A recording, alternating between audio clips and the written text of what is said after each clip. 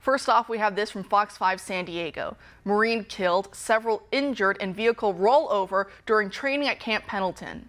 And next we have this from PBS, the troubled safety record of the Osprey aircraft fleet grounded by the U.S. military. What I'm trying to drive home here is that the more we blow our money on bloated Pentagon budgets edging toward $1 trillion each year, and on dangerous wars abroad like in Ukraine that do not serve our national interests, our best interests, the young men and women that we're tasking to carry the burden of this insane U.S. foreign policy aren't even being given the courtesy of safe equipment. Where's this money going if it's not to them?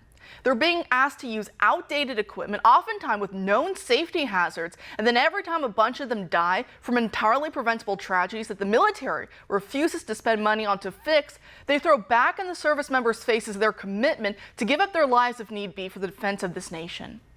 But guess what? These guys didn't sign up to die during practice or during transport because of the bureaucratic penny pinchers who lavish billions on Raytheon and can barely spare a dime to make sure the gazillionth Osprey doesn't crash this year, dooming literal 18 and 19-year-old teenagers to a watery grave. That's not what they signed up for. And it's why they don't want to renew their contracts. And when they get out, they tell all their other young friends and relatives to stay far, far away from joining the military. Hence why it's a major driving factor of the military retention and recruitment crisis.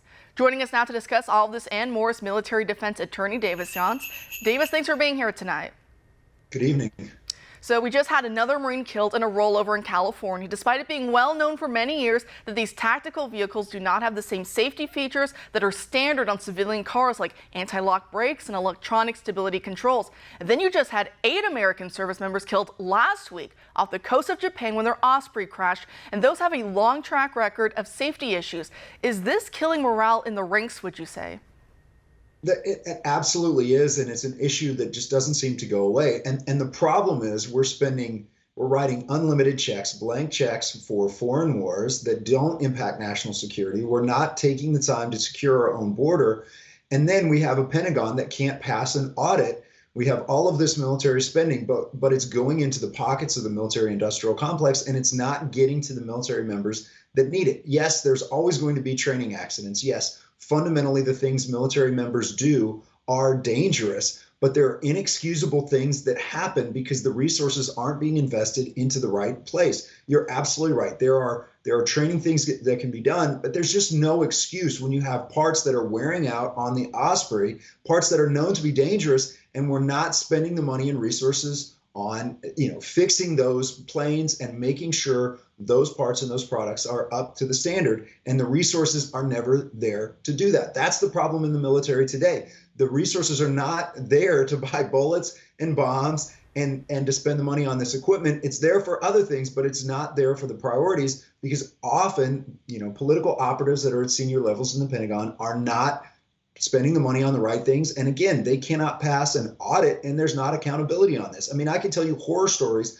of special operators that have been my clients. They go out, Navy SEALs, they go out and buy their own tactical gear off the shelf at other places because the stuff that they're issued by the United States military, even Navy SEALs, is already outdated. It's worthless. It's too heavy. It doesn't work when it's issued to them. They spend their own money to buy the tactical equipment they need when they're going out on these missions. So this is a known problem. And again, we need accountability, and we need politicians that are actually willing to audit the Department of Defense and make sure they're spending the money on the right things. Because if we don't, we're going to continue to see tragedies like this happen.